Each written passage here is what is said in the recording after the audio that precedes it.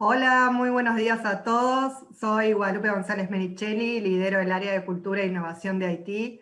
Y hoy estamos con Ignacio Costa, que nos va a contar un poco cómo arrancamos todo el camino de la transformación en parte de las 3 charlas que sumamos al ciclo de encuentros virtuales que estamos realizando con nuestros clientes en estos tiempos de pandemia. Así que hoy queremos contarles justamente y conversar un poco también sobre la experiencia que tuvimos en este camino a la transformación ágil que lo agrupamos en 3 encuentros para poder contarles cómo fue este paso de ser un banco más tradicional hacia esta experiencia de camino que estamos atravesando para ser un banco full agile. El primer encuentro de hoy, Agilidad en Galicia, cuenta con la presencia de Ignacio Costa, excelente compañero gerente del Centro de Excelencia en lo que es agilidad, y que estuvo desde el día 1 en esta transformación y nos puede contar en primera persona la experiencia hasta el día de hoy y qué nos espera. Bienvenido, Nacho, y estamos hoy reunidos llenos de preguntas seguramente que nos van a estar acompañando. Les vamos a contar que tienen acá al costado seguramente para poder hacernos preguntas durante la charla que vamos a estar contestando en 2 espacios durante esta hora, que es lo que va a durar este encuentro. Nacho, muy bienvenido. Muchas gracias, Guada. Bueno, arrancamos. Un placer compartir esta mañana con ustedes y poder compartir un poco la experiencia con la que venimos atravesando en el banco en este último tiempo.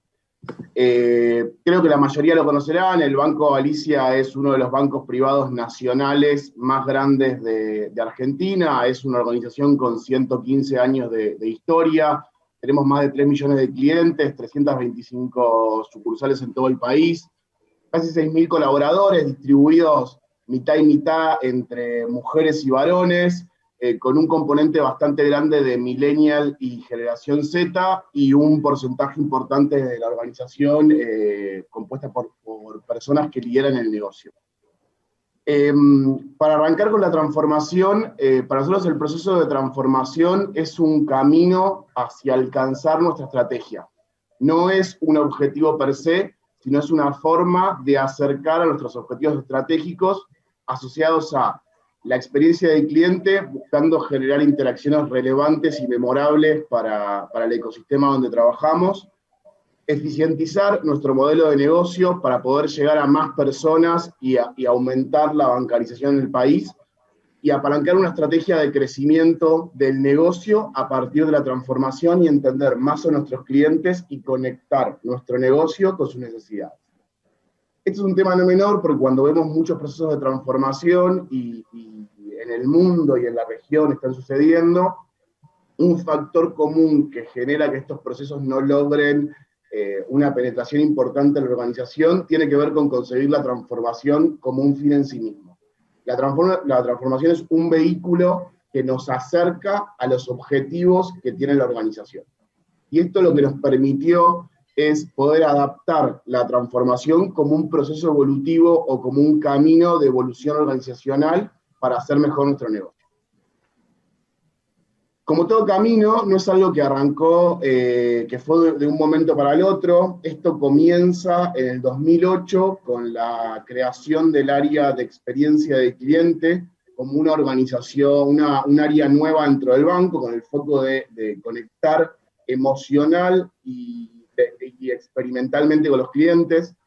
Durante 2018 empezamos a entender algunas de las nuevas formas de trabajar, pero sobre todo el proceso de transformación se consolida y comienza a principios de lo que se llamó el programa de transformación en el 2018. Después continuamos con evolucionar y experimentar durante estos 2 años. Fuimos creando las primeras unidades de delivery ágil, lo que fueron las tribus. Seguimos creando y transformando los métodos de trabajo, aprendiendo, cambiamos nuestro modelo de liderazgo, cambiamos artefactos culturales, y ha sido un camino de recorrido de estos 2 años que nos acerca a este sueño que tenemos de ser una organización full agile para poder transformar y evolucionar nuestro negocio. Y en este contexto, un tema no menor, en marzo, cuando llega el COVID y el banco tiene que adaptarse rápidamente a las nuevas formas de trabajar. En menos de una semana logramos poder transitar o mutar el formato de trabajo presencial en formato 100% digital. Y muchos de los aprendizajes que tuvimos de pasar de un formato presencial a un formato digital se pudieron capitalizar rápidamente por las nuevas formas de trabajar que están instauradas en el banco. Tuvimos un desafío adaptativo. Nosotros tenemos una forma de trabajar muy cercana, estábamos muy acostumbrados a la colocalización y a las conversaciones cercanas, y tuvimos que migrar esa capacidad de coordinación, de cercanía y de visión compartida a un entorno digital. Y en eso la transformación fue un acelerador para este proceso de adaptación organizacional. Cuando, haciendo un doble clic en lo que fue la transformación digital y el escalamiento de la agilidad, nosotros, mirando en retrospectiva, podemos ver 4 momentos muy concretos de este viaje de la transformación. Allá por el 2018, un primer momento que tiene que ver con entender y socializar una hoja de ruta digital. Y hasta ese momento entendíamos la transformación solamente como digital. Salimos a buscar los perfiles, a entender cuáles eran las personas que hoy en la organización podían empezar a sembrar esa semilla de las nuevas formas de trabajar, y además alinear a la organización en torno a los objetivos de la transformación. Era un momento de nivelar, de entender dónde estábamos o qué estábamos arrancando en este proceso de transformación. La siguiente fase tuvo que ver con lanzar la transformación propiamente dicha, lo que les contaba de el programa de transformación, lo que fue el programa de transformación digital, que en un sistema mucho más chico empezó a volverse realidad esta prueba de un banco que trabaja en una forma distinta.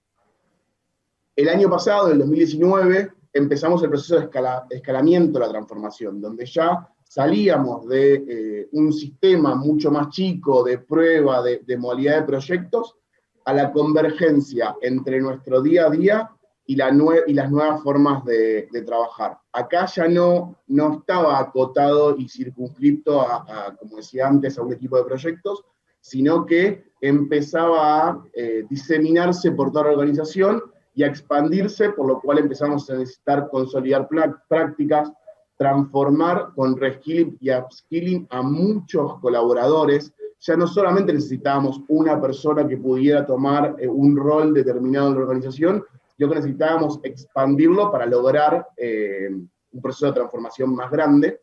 Y hoy estamos en la etapa de expansión de la transformación, donde ya no solamente nos concentramos en el negocio, sino estamos repensando todo el modelo operativo del banco, y consolidamos la incorporación de la transformación en el día a día de nuestro negocio.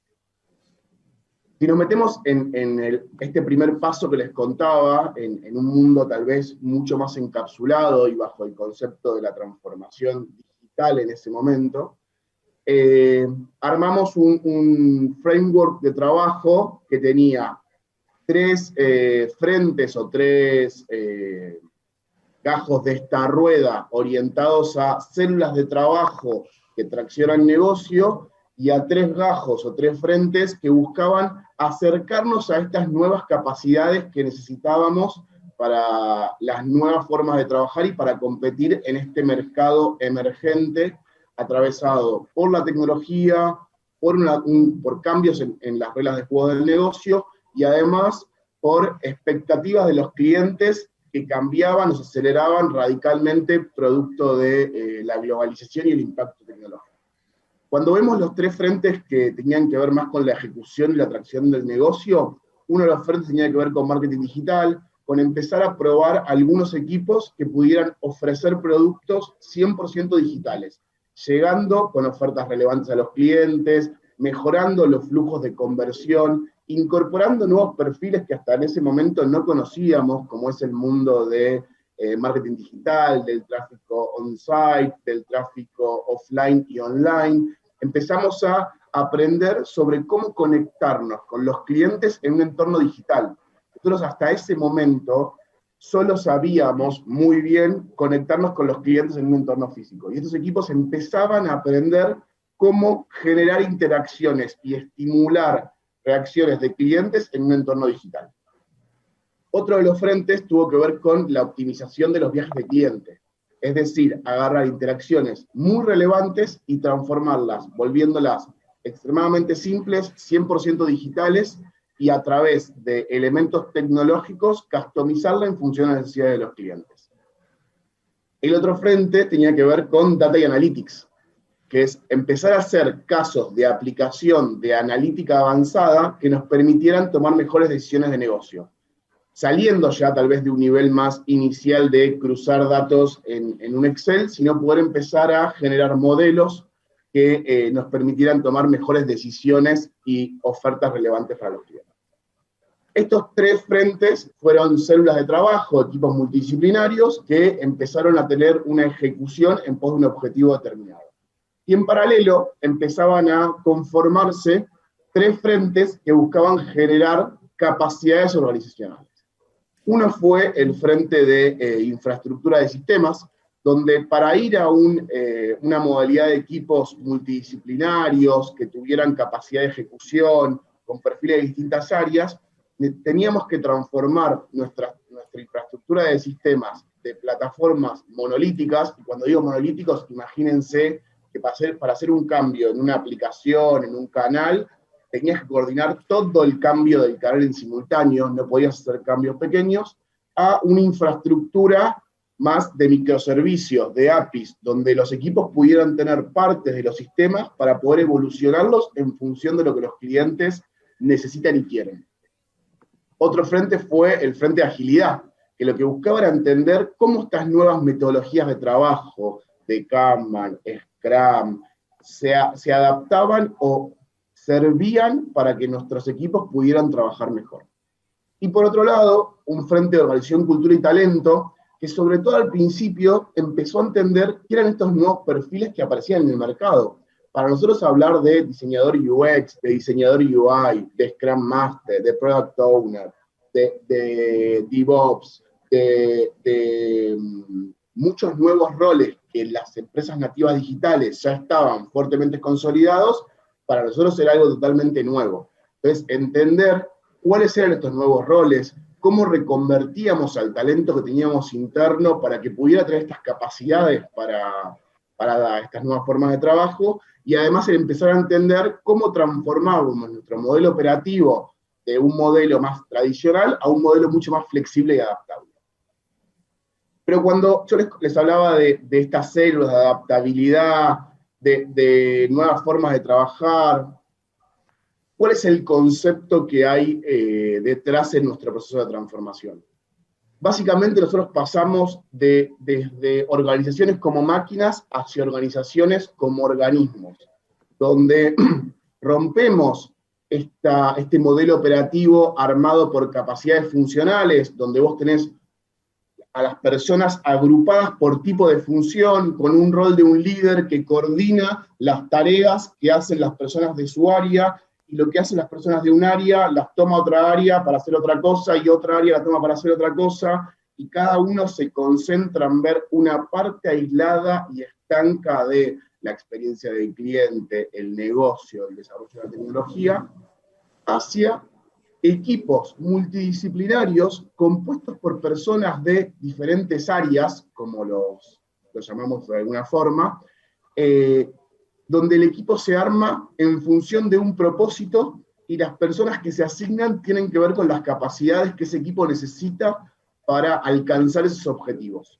Con un propósito claro, además el rol del líder cambia de una jerarquía verticalista, donde tiene un rol de conocimiento, donde le dice a las personas qué es lo que tienen que hacer, a un rol de facilitador, a un rol de lograr inspirar a las personas, a un rol de facilitador para alcanzar ese norte, y con mucho empoderamiento de los equipos para encontrar las soluciones para lograr esos propósitos.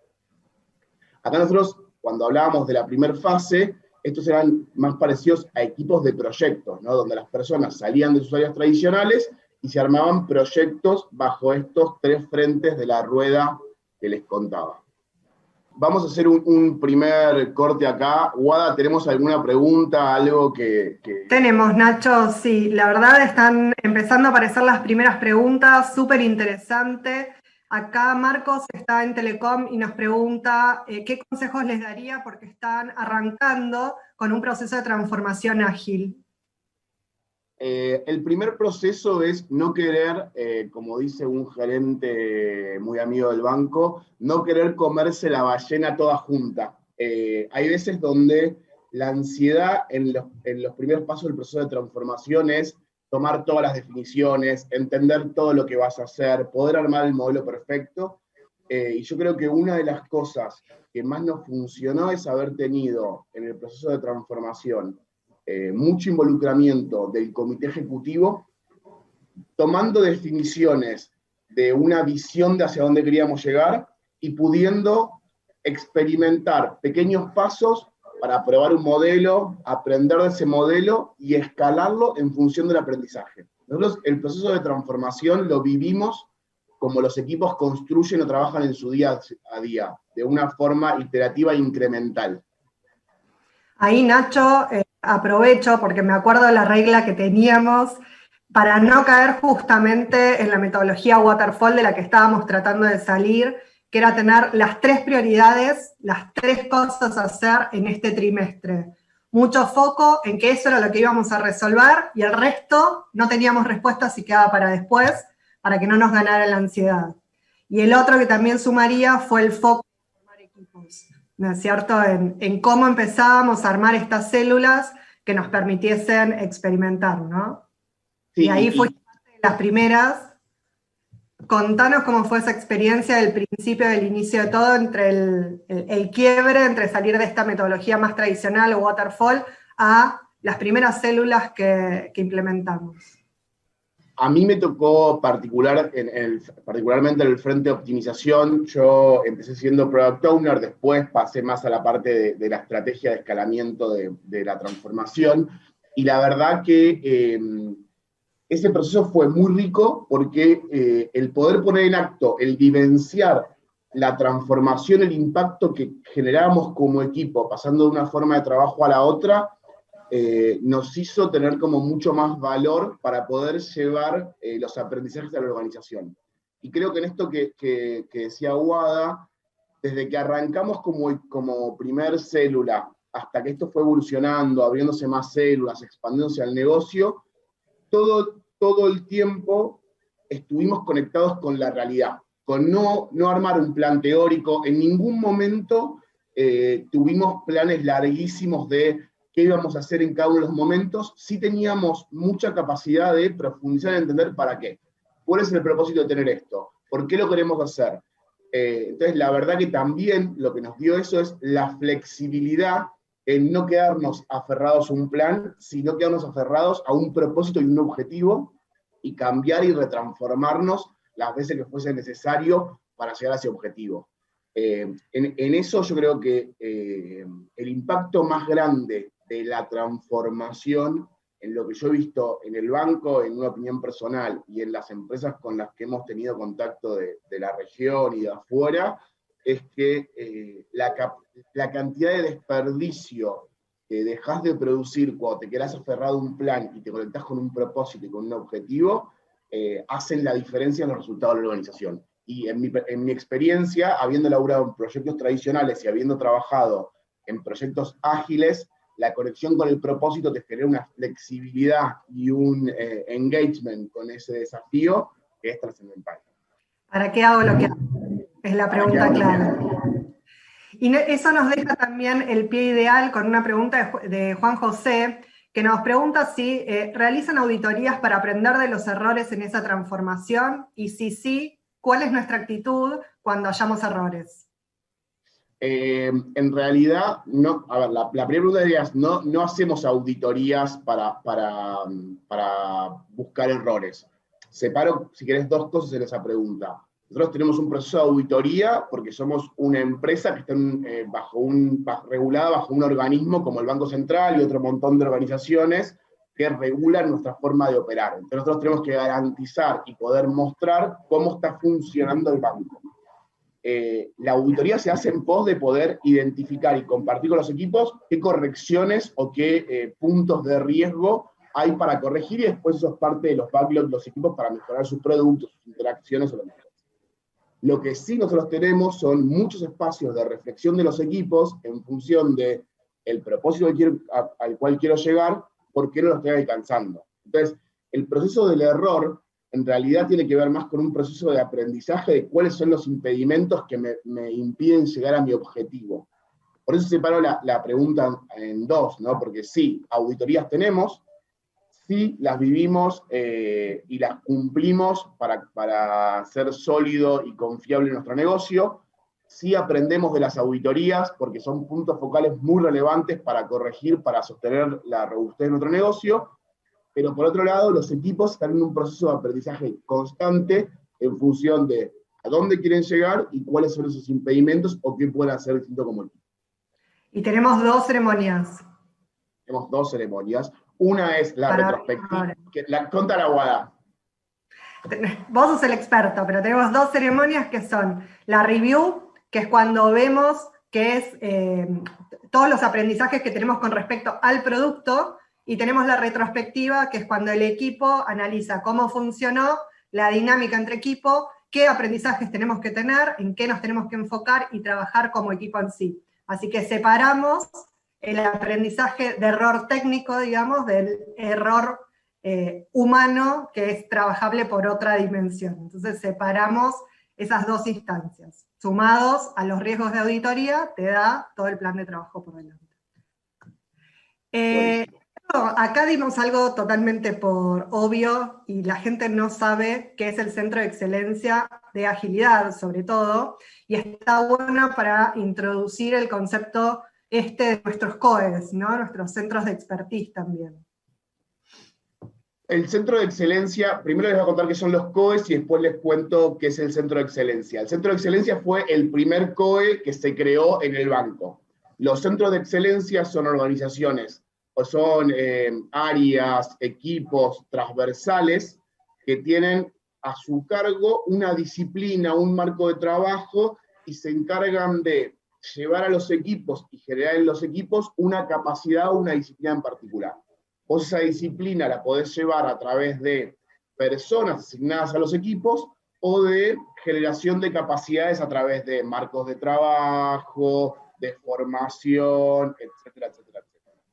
Cuando nosotros pasamos esta primera etapa que les venía contando de células, en el piso 14 de la torre, donde vieron ahí algunas imágenes de cómo era este piso 14 hace un año, cuando decimos pasar de esa modalidad más de proyectos a una modalidad de escalarlo con nuestro RAM del negocio, se define crear el centro de excelencia para llevar adelante el escalamiento de la metodología ágil a través de los Agile Coach, los Scrum Master, los frameworks de trabajo propios de la agilidad, y por otro lado, para ayudar a articular esta estrategia de transformación, de qué íbamos transformando, cuándo implementábamos un COE, cuándo implementábamos una tribu. Ahora les voy a contar también qué son las tribus, pero básicamente el rol del COE tuvo que ver con articular fuertemente con los miembros de la organización cómo íbamos escalando alguna de las partes de la transformación, cómo íbamos aprendiendo de esas decisiones que íbamos tomando,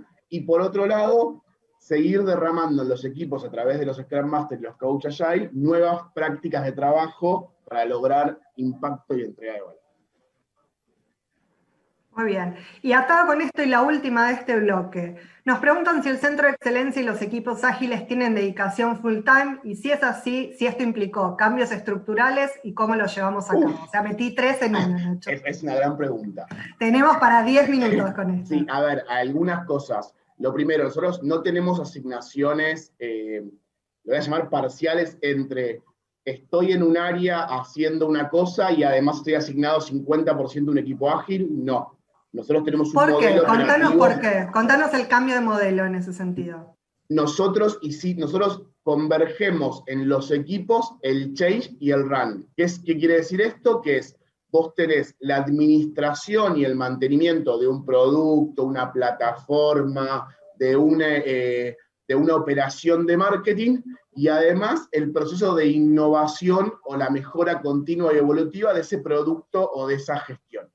Entonces, cuando nosotros armamos cada uno de los equipos, hacemos un proceso que lo tenemos bastante aceitado ya, que es, bueno, queremos hacer voy a poner ejemplos cualquiera, queremos hacer una tribu, que ya adelanto es un conjunto de squad, que tiene un conjunto de equipos que tiene un propósito en común. ¿Quiénes hacen hoy en la organización tradicional esas tareas? Los que hacen hoy esas tareas son las personas que van a pasar a la tribu. En ese proceso de pasaje pensamos qué tareas hay que eliminar, qué tareas hay que incrementar, qué cosas hay que reducir, transformar, cambiar, pero la unidad tradicional pasa transformada a la nueva unidad y se lleva el RAN actual de mantenimiento y además la mejora evolutiva o la innovación sobre ese producto, plataforma, operación de marketing, gestión comercial, lo que fuese. Entonces, no vivimos un proceso de asignación entre te quedás con medio pie en la gestión tradicional y medio pie en los equipos ágiles. Nuestras unidades de negocio combinan el mantenimiento del actual negocio y la mejora evolutiva. ¿Por qué?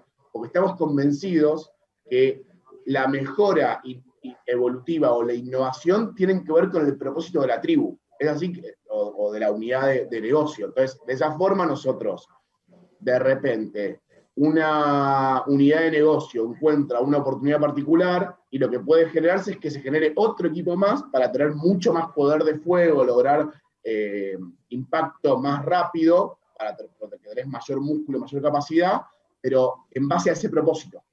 Una vez que se identificó la oportunidad de negocio, dividís un equipo, armás otro para ganar fuego, o lo juntás y mantenés ahí la mejora evolutiva e incremental. Y eso es en un proceso. Si no lo hacemos, claro, si no hacemos hacemos las dos cosas en simultáneo y hay mucho desperdicio, ¿no? Exactamente. Y además, parte de este paradigma de transformación entre las organizaciones como máquinas y las organizaciones como organismos vivos es no mantener estructuras en este concepto de resiliencia, ¿no? De la capacidad de reinventar el modelo de negocio, de pasar de ser una piedra donde la apretás y se rompe a una esponja donde la apretás y después puede volver a su forma, es no mantener estructuras que tengan autovida, por decirlo de alguna forma, que es, en algún momento tuviste una tendencia de mercado que te hizo crear una estructura determinada, y como te estás replanteando el para qué constantemente, quedaban esas estructuras enormes sin tanto impacto, valor agregado, y en este proceso donde vos, en cada unidad de negocio, estás viendo qué equipos tenés, para qué los tenés, cuál es su propósito, etcétera, etcétera, etcétera, vas logrando no tener esas estructuras enquistadas sin valor agregado, sino que tienes un proceso de reflexión continuo que es para qué hacemos lo que estamos haciendo. Bien. Y ahí sumo que estos cambios estructurales fueron de a poco, primero conformando equipos y después haciendo las grandes, lo que vas a contar ahora, de tribus. Así que te doy el paso para que sigamos, Nacho. Buenísimo, gracias, Guada. Como les contaba, 2018 empezamos con la experimentación con agilidad en proyectos, donde sacábamos a personas de la organización tradicional, por decirlo de alguna forma, y los llevábamos a equipos ágiles para empezar a probar. Y en el 2019 definimos escalar a las áreas de negocio para probar cómo era la agilidad escalada del negocio. El desafío más grande que existe en este siguiente paso es pasar de estas estructuras tan grandes como bloque a equipos mucho más chicos, con mucha profundidad, con capacidad de aprendizaje y con flexibilidad de adaptación para alcanzar el objetivo. Es ahí donde además, antes de empezar a crecer o expandir y armar este concepto de tribus, nos hicimos la pregunta ¿qué significa Agile en Banco Galicia? Porque hasta ahí la verdad, y esto también es una lección aprendida, no hay una única receta. Uno puede ver ING en Holanda, uno puede ver el modelo Spotify, uno puede ver el BCP, que es un banco muy conocido de Perú, el BCI, un banco de Chile, podés ver el BBVA de España, digo, muchísimas organizaciones que se han transformado y que todas tienen un factor común, que es los modelos son inspiración, vos tenés que encontrar cuál es el modelo que es funcional a tu estrategia. el modelo no te puede condicionar tu estrategia como organización.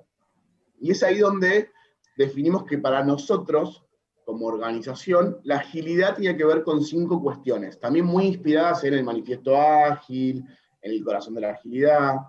Por un lado, que agilidad al cliente en el centro, y que mucho de lo que tenía que ver con cliente en el centro se apalancaba en estas nuevas capacidades de UX, UI, writer, copy, de nuevos perfiles de entendimiento de cliente que se incorporaban a los equipos.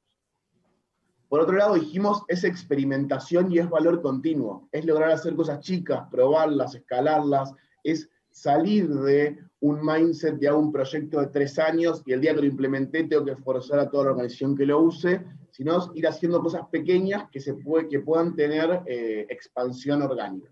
Es ahí donde nosotros nos apalancamos muy fuertemente en Scrum, en Kanban, en otro tipo en las metodologías ágiles propiamente dichas. Por otro lado, también trabajamos mucho, y esto en el próximo encuentro Wada lo va a profundizar, en el empoderamiento y la apropiación, en lograr que los equipos puedan tener un contexto para adueñarse de su propósito y lograr llegar a ese resultado, y los líderes de la organización tradicional empoderen a las personas para lograr hacerlo. Otro punto, en ese momento mucho menos transitado, tiene que ver con la colaboración. Y con la colaboración en el sentido de equipos multidisciplinarios, de ya no soy de un área particular o de un silo determinado, sino que estoy en un equipo el cual tiene un propósito, y no importa si soy de recursos humanos, de IT, de experiencia de cliente, o de las bancas, sino que yo estoy ahí para trabajar con los otros para alcanzar un objetivo. Y lo último tiene que ver con la transparencia, que se apalancó fuertemente en la metodología de OKRs. Ahora vamos a hablar un poco de cómo es nuestro proceso de fijación de objetivos y de planificación continua, pero muy fuertemente apalancado en los OKR, la transparencia. Es así donde empezamos a armar esto que es nuestro framework de trabajo, es nuestro modelo operativo. No tiene que ver con áreas, no tiene que ver con estructuras jerárquicas, sino que tiene que ver con formas de trabajo en este paradigma ágil. Por un lado, nosotros tenemos las tribus. Hay tres tipos de tribu.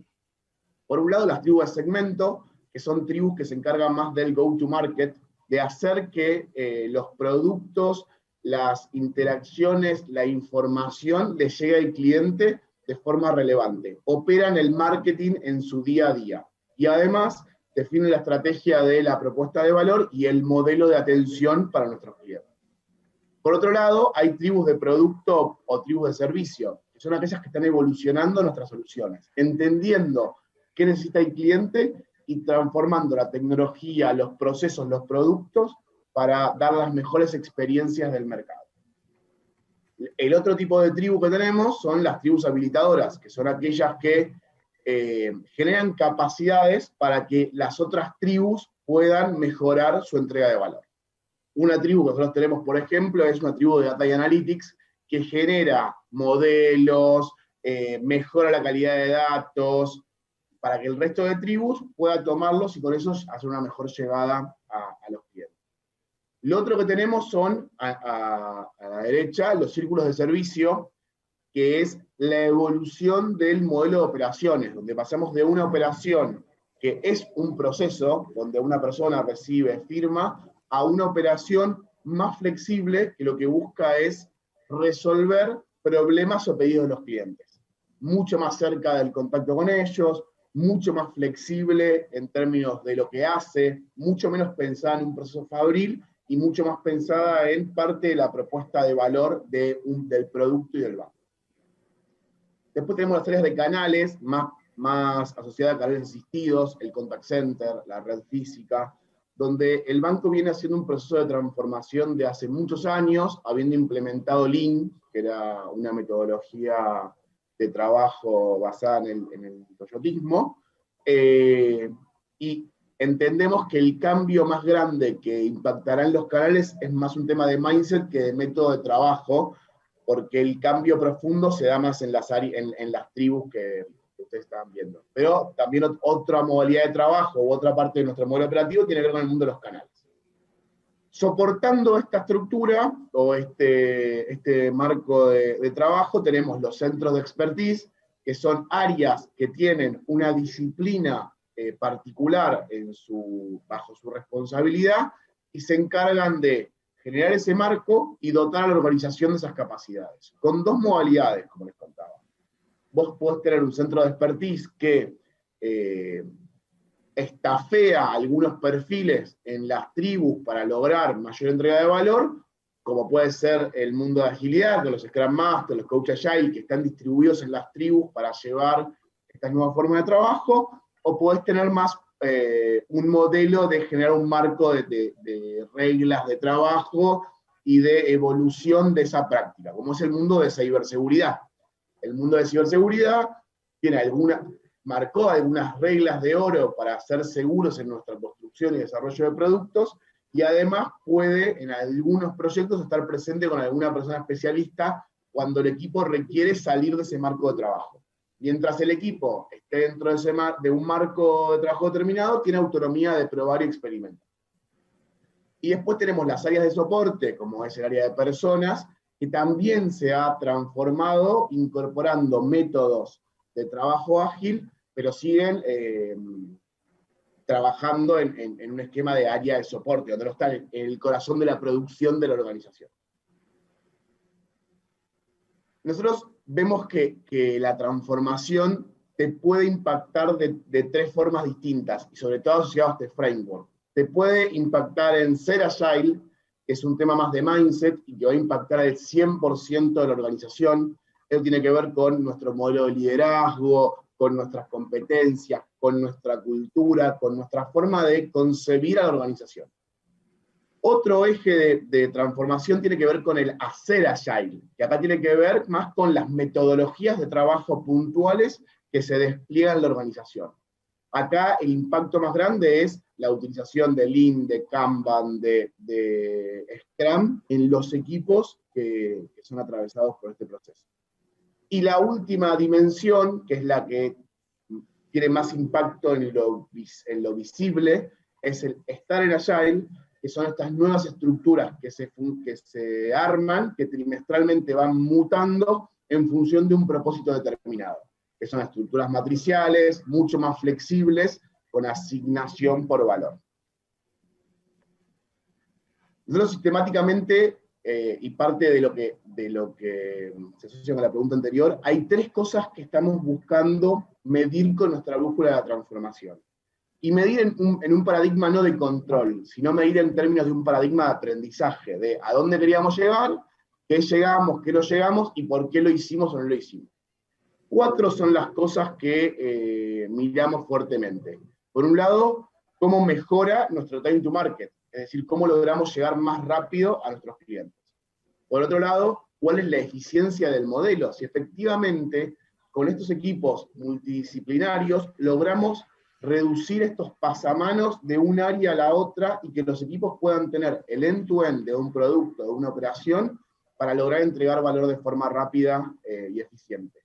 Y romper estas cosas de roles de coordinación que solamente gestionan y conectar la realidad de la ejecución con la mirada estratégica. Por otro lado, que el delivery que tengamos de productos, de servicios, de operación, mejore la experiencia del cliente, que era uno de los principales indicadores que les contaba al principio. Y por último, y no menor, seguir manteniendo el excelente clima de trabajo que tiene el banco.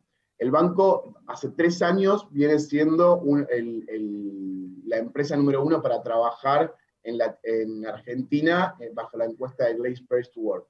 Para nosotros, hasta ahora, mantener ese clima de trabajo y esa cultura de confianza es uno de los objetivos que no queremos que se rompa con la transformación. Queremos sostener esa mirada organizacional. Lo que les contaba antes, nosotros la parte de transparencia y como parte del escalamiento de la transformación y sobre todo del proceso que estamos actualmente de expandir, tiene que ver con la metodología de OKRs, que es Objectives and Key Results.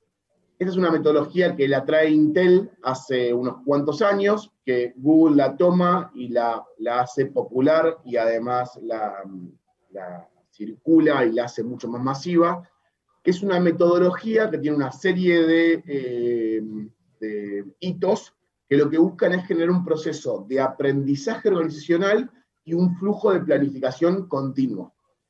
Básicamente, en los OKRs, cada una de las tribus que ustedes veían tienen objetivos, que es hacia dónde quieren ir, son aspiracionales, son los propósitos, hacia dónde quiero orientar esta unidad de negocio, y resultados claves, que son aquellas brújulas que nos permiten entender si nos acercamos hacia dónde queremos ir, si nos alejamos, son aquellos termómetros o termostatos que nos dicen cómo venimos. Hay una charla muy buena de Ángel Medinilla, que es un especialista de OKRs y de agilidad en Europa, que hace una analogía muy rápida con los OKRs, que es: mi objetivo es llegar a Madrid, mis key results son cuántos kilómetros hice, cuántas horas manejé, pero si mi objetivo no está claro, que quiero llegar a Madrid, y lo único que hago es mis key results, me puedo estar yendo para Pamplona, me puedo estar yendo para Italia, me puedo estar yendo para Francia, y estoy cumpliendo mis key results, pero no mi objetivo. Entonces, la metodología de OKRs lo que nos trae es una transparencia mucho más grande de cuáles son los objetivos de cada uno de estos equipos multidisciplinarios, cuáles son los key results, y cómo esos objetivos, esos key results, se combinan trimestralmente para que logremos hacer más negocios. Les traje este Save a Date, que es el proceso de planificación que vamos a tener este Q. Nosotros, la metodología de OKRs plantea, como les contaba, algunos hitos o espacios de reflexión y aprendizaje. Son ciclos trimestrales de planificación, donde cada una de estas tribus define a nivel equipo sus OKRs, y a nivel tribu sus OKRs. En realidad es primero a nivel tribu y después a nivel equipos. Hay 4 momentos claros de este proceso de planificación trimestral. Uno es el pre-QBR, es antes de la planificación del Q, donde nosotros estamos viendo cuáles son los focos estratégicos o los objetivos que el banco quiere apalancar ese trimestre. Después hay un proceso de priorización y alineación, que se conoce como el Consultation Panel y la GPS, que es básicamente un espacio donde los líderes de tribu acuerdan cuáles son sus interdependencias para poder lograr los objetivos, porque estos modelos no son puros, o sea, no es que una unidad de negocio tiene toda la capacidad de generar un impacto determinado, sino que tenés que acordar y coordinar con otras áreas para potenciar los impactos. Entonces, existe un proceso de priorización y alineación entre los líderes de negocio. Después ya empieza propiamente dicho, la planificación, que es cuando cada una de las unidades de delivery organizacional muestra lo que va a hacer en el trimestre, cuáles son sus OKRs, cuáles son sus grandes apuestas para alcanzar esos objetivos. Y finalmente, a nivel organizacional, todas las unidades de negocio van a un marketplace, que es con el gerente general y el comité ejecutivo, para mostrar los focos de trabajo, las grandes apuestas, y si existiese algún conflicto de asignación de recursos, a dirimir las prioridades para poder alcanzar los resultados. La verdad es que este es un proceso que cuando nosotros hoy lo podemos contar mirándolo para atrás. Es un viaje que iniciamos, que creo que para los que estamos del principio, si nos hubieran dicho en ese 2018 algunas de las decisiones que íbamos a tomar en el tránsito de este viaje, no las hubiéramos creído.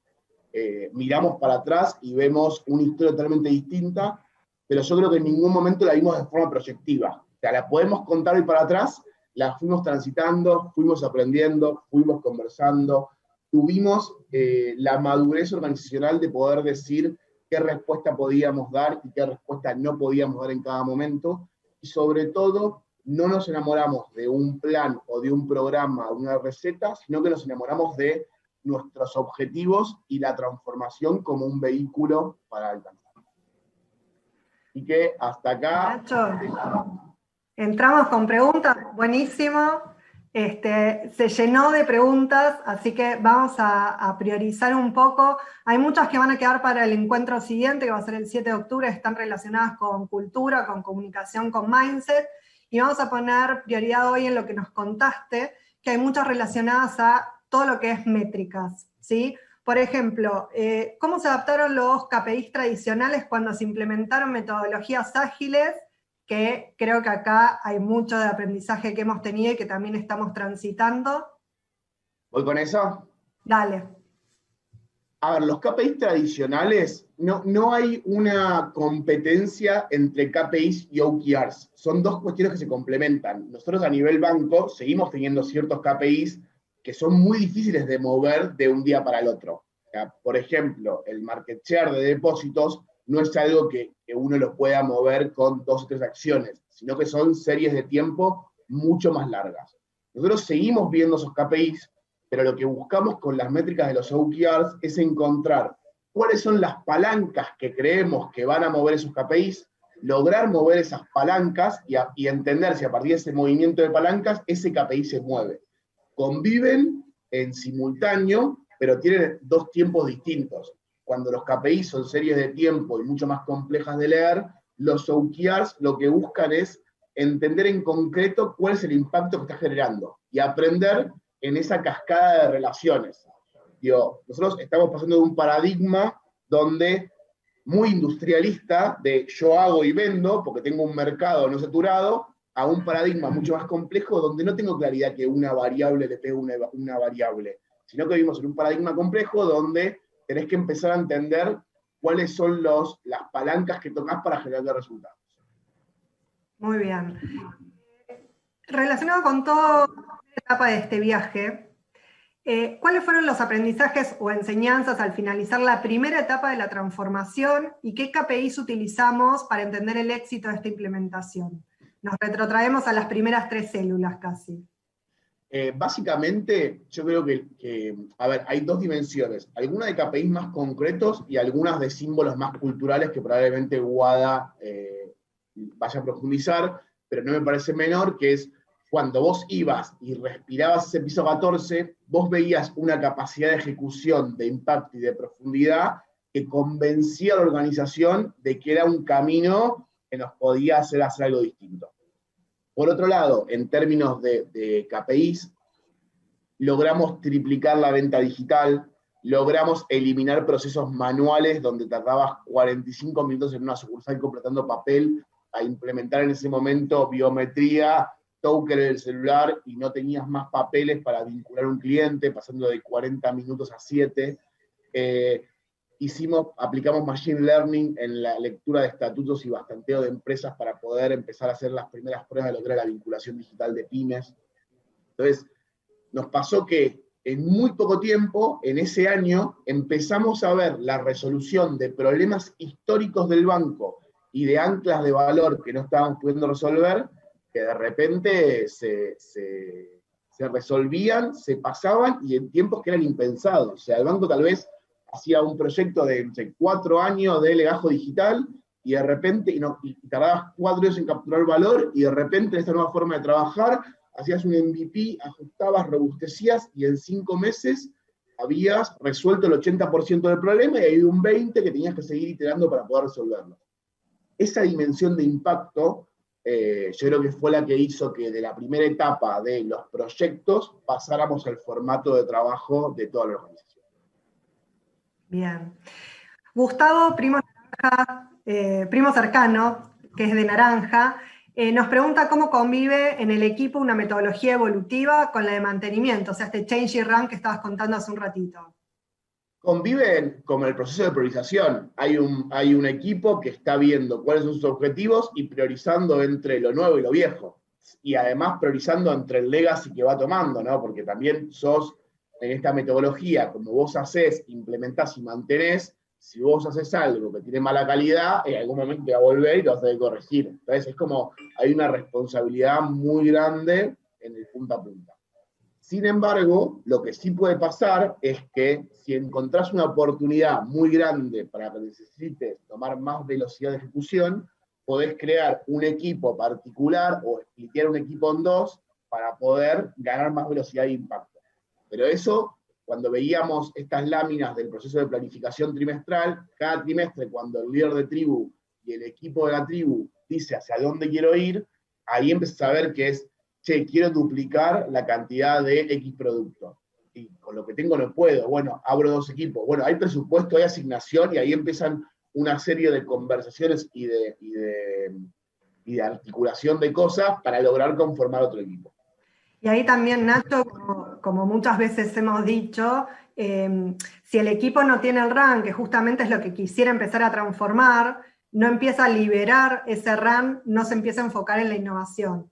Entonces, como todos nos queremos enfocar en la mejora, tenemos que poder liberar ese RAN de cosas que venimos haciendo en piloto automático para poder ir dándole más velocidad y vuelo a lo que estamos haciendo nuevo, ¿no? Tal cual. Y además, la verdad es que cuando uno lee sobre las transformaciones ágiles en empresas grandes, es verdad que si ves la evolución del change y el run, al principio tenés mucho run, muy poco change, y a medida que las tribus van madurando, ese run, como decía Guada, va bajando y va quedando más capacidad para poder innovar. Sí es verdad que los primeros 2, 3, 4 Q de una tribu, no tenemos ninguna tribu con más de 6 Q, pero los primeros 2 o 3 Q te come mucho el run. O sea, es muy difícil estar mirando la innovación disruptiva, salvo que hayas creado un equipo en esa tribu en particular. En una serie más larga de tiempo, sí ves tribus que tienen un año, que han logrado sacar mucho de su run y empezar a hacer cosas más de change. Bien. ¿Y cómo impacta la transformación en las sucursales del banco? A ver, para nosotros la sucursal es el punto de contacto, uno de los puntos de contacto más relevantes. La sucursal es la voz del cliente en las interacciones asistidas, pero tanto la sucursal como el contact, como los canales digitales, es la milla de contacto con el cliente. Entonces hay una fuerte interacción de la disciplina de diseño con entender qué va un cliente a buscar a la sucursal, cómo le damos herramientas a la sucursal para que pueda darle información de valor al cliente, para que pueda ayudarlo a llevar un mundo más digital, para que pueda entender el banco como un lugar mucho más simple. La verdad es que también lo que pasa con los canales físicos es que tenés un impacto de mucha más velocidad de implementación. Antes la sucursal estaba acostumbrada a que vos un producto lo cambiabas cada 2, 3 años, y ahora estás sistemáticamente lanzando nuevos productos, que la compra de cheque es 100% digital, la administración de cartera, estás evolucionando constantemente los productos, lo cual hace que los canales tengan que estar mucho más sensibles o expectantes de las novedades para poder comunicárselo a los clientes. Bien, vamos a dejar un detalle también de eso para el próximo encuentro, así les contamos también cómo fue este cambio de mindset para poder hacer eso desde las sucursales. Porque nos preguntan acá, ¿cómo lograron cambiar el mindset desde pequeñas células de equipos Agile hacia las altas direcciones? O sea, este bottom-up, ¿cómo fue sucediendo? A ver, hay una realidad que es, cuando yo les mostraba la rueda de los 6 gajos, esa rueda de la transformación estaba esponsoreada y liderada por 5 gerentes de área, que los 5 reportan al gerente general. Marcela Ferni, que es la COO del banco, Flavio Dogliolo, que es el gerente de experiencia del cliente, Germán Gisoni, que es el gerente de la banca minorista, Marcelo Iraola, el gerente de la banca mayorista, ellos tienen 2 de los negocios más relevantes del banco, y Rafael Vergés, que es el gerente de personas. Ese comité de transformación, para mi gusto, con una humildad enorme, tuvo mucha conexión con lo que pasaba en cada una de esas células. O sea, fueron viviendo, para eso también fue un proceso de transformación propio. Y algo no menor es que a partir de que empezamos el proceso de transformación, el área de planeamiento y de personas también empezó a coordinar viajes de inspiración. Entonces se fueron los gerentes de área a ver ING en Holanda, fueron a ver el Scotiabank en Canadá, y empezaron a intentar ver modelos de negocio para conectar entre el experimento del banco, empresas muy transformadas, nuestro aspiracional. Es un proceso de aprendizaje y de compromiso de ellos con la transformación que hizo que sea un proceso bastante orgánico. O sea, yo diría, yo no siento que tuvimos que hacer algo puntual para que entiendan la transformación, sino que ellos mismos fueron evolucionando con la transformación y fueron destrabando algunos impedimentos que ellos mismos tenían en su mindset en algún momento anterior del proceso de aprendizaje. Muy bueno. Hacemos la última y vamos a ir redondeando. Nos preguntan acá algo que nos quedó quizás sobrevolado en lo que fue la conformación de las tribus. Dicen que si cuando hay varios equipos o tribus de diseño de producto o solución, cada uno define su forma de trabajo o hay un mismo paso a paso. No. La metodología. Cada uno no define, cuento un poco si quieren cómo es el proceso de las tribus. Cada uno no define, pero sí propone para mejorar, ¿no? O sea, cuando nosotros tenemos una tribu, es primero un proceso de reflexión de dónde queremos competir. La tribu es una consecuencia de la estrategia del banco. Queremos competir en medio de pago, queremos competir en lending, queremos competir en cobros y pagos.